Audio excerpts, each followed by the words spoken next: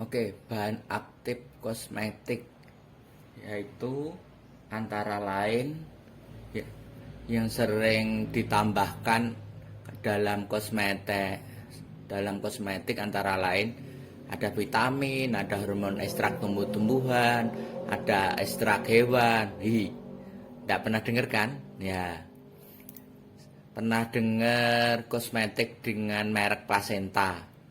Ya memang sesungguhnya plasenta itu digerus, digiling, ekstraknya dimasukkan ke dalam kosmetik. Tentu dalam bentuk halus. Kemudian ditambahkan lagi parfum, kan hilang baunya.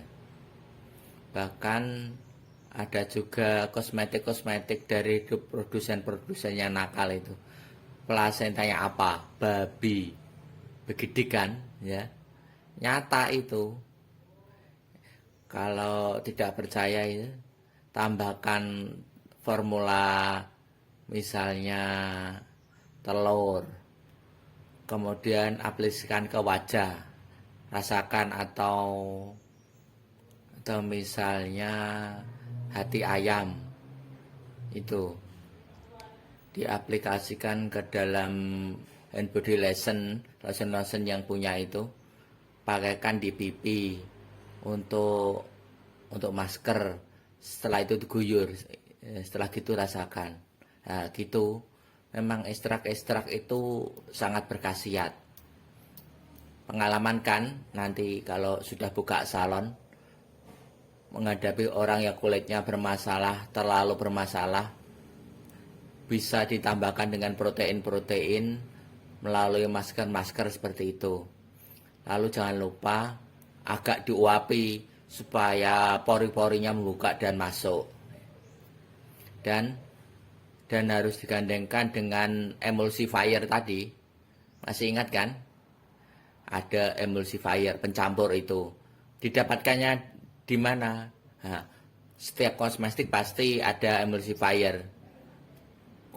Ya, untuk kimia kosmetik di awal-awal gini, sebelum praktek membuat krim-krim wajah itu, yang sudah ada itu digabungkan ke material-material aktif yang bisa dijumpai ya di kanan kiri itu. Kemudian asam alfa hidroksil AHA. AHA ini hanya baik digunakan 1-2 kali saja ya, tidak digunakan terus menerus, sehingga yang didapatkan apa? Wajahnya jadi kemerahan ya, itu. Jadi 1-2 kali saja, begitu kulit sudah terasa ya sudah selesai. Jangan dilanjut sampai berbulan-bulan, sampainya iritasi dan sebagainya. Kalau merkuri sama sekali saya tidak sarankan ya. Kalau masuk ke area-area, masuk ke organ-organ tubuh dan sulit untuk disekresikan karena menjadi radikal menyerang jaringan-jaringan sehat, menjadikan radikal baru lagi, begitu terus reaksinya berantai ya. Tidak disarankan untuk merkuri ya. Nah, tretinoin turunan vitamin A ini jangan lama-lama makanya ini tretinoin ini. Aplikasikan vitamin A ya, itu 2 hari sekali, dan ini kalau sudah bagus jangan dilanjutkan lagi.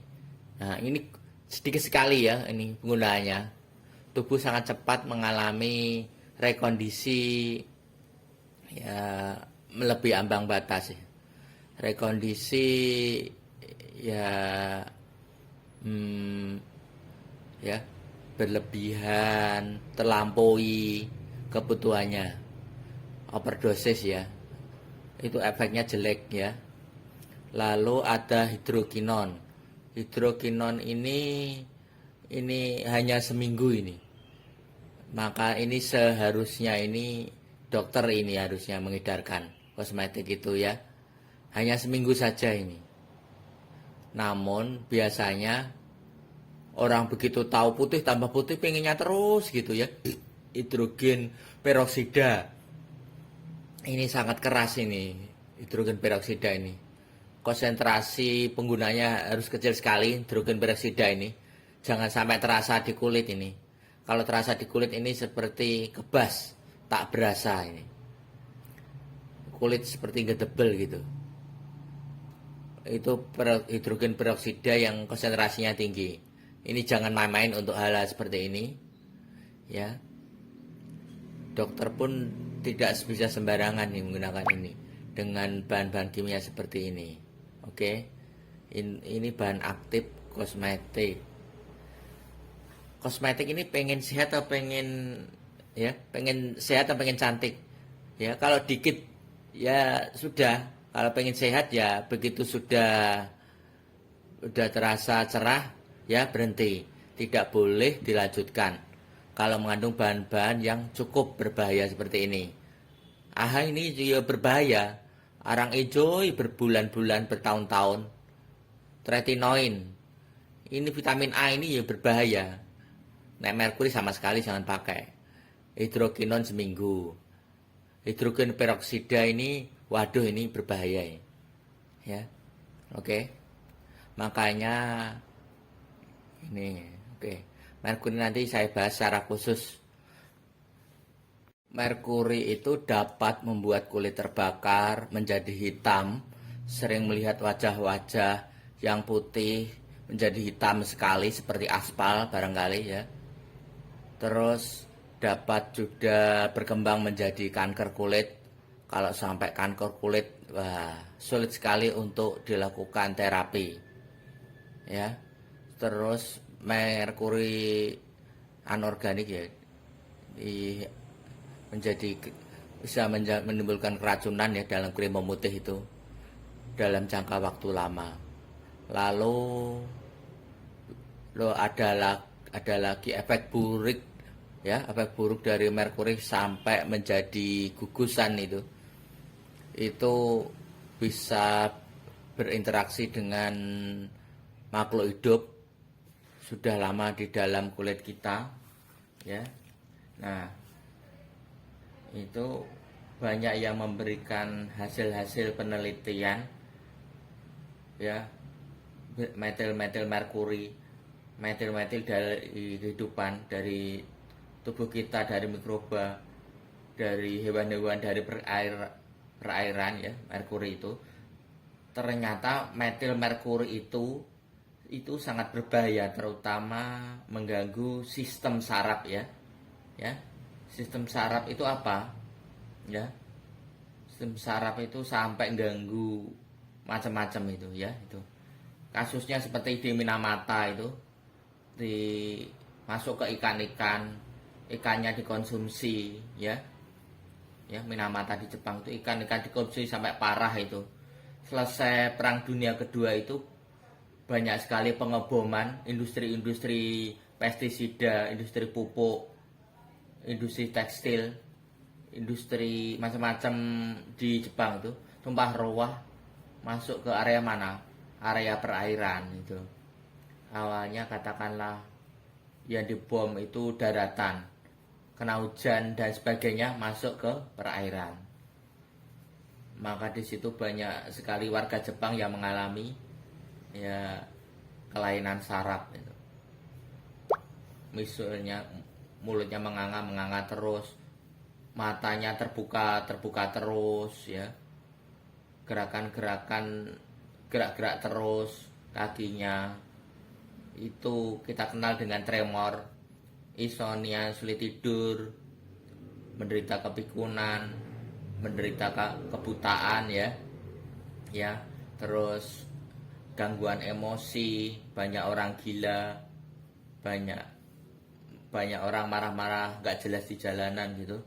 Semua itu terjadi gara-gara merkuri. Itu sangat mengerikan itu sangat terkenal juga kasus Minamata itu karena ambang batas konsentrasi berbagai material-material anorganik termasuk merkuri ini. Termasuk merkuri paling besar, ada timbal juga, ada krom, ada seng, ada logam-logam yang lain mendukung istri itu. Semuanya itu ada. Itu paling berbahaya itu merkuri. Karena merkuri itu sangat mudah sekali berinteraksi. Bahkan logam saja larut ini. Satu-satunya logam yang berbentuk sifatnya cair ya merkuri ini ya. Untuk membentuk gabungan logam itu merkuri. Keberadaannya ada di mana-mana. Anti mikroba dalam pestisida itu ya merkuri. Bahaya paling besar adalah merkuri. Dengan demikian, sudah tahu seperti ini, masa tega dimasukkan pipi ini ke merkuri ya. Oh, tambah cantik. Ini kayak pantatnya bayi ya. Itu hanya di awal. Merkuri yang masuk selanjutnya bagaimana? Merkuri yang menekan sel melanosit itu ya, saat kena sinar matahari itu gimana? Menjadi pigmen. Tidak perlu memuntahkan zat-zat warna. Yang ada tetap putih, kena sinar matahari, ya seneng ya. Tapi perlu tahu merkuri itu tidak begitu saja berada di kulit, tapi masuk ke dalam organ-organ tubuh karena bentuknya adalah kation. Masuk bersama aliran darah menuju ke seluruh tubuh ya, organ tubuh, sambil membentuk radikal bebas, membentuk gugusan itu. Organ yang lemah diserang itu. Kalau ginjal berarti ginjalnya cepat rusak. Kalau paru-paru ya paru-parunya cepat rusak dan potensial menyebabkan kanker. Cantik-cantik kanker paru-paru. Cantik-cantik ginjalnya hilang satu ya, namanya ada mau. Oke. Hidup adalah pilihan, silakan. Mau tetap bertahan dengan wajah bling-bling ya oke ya. Itu semua ada resikonya.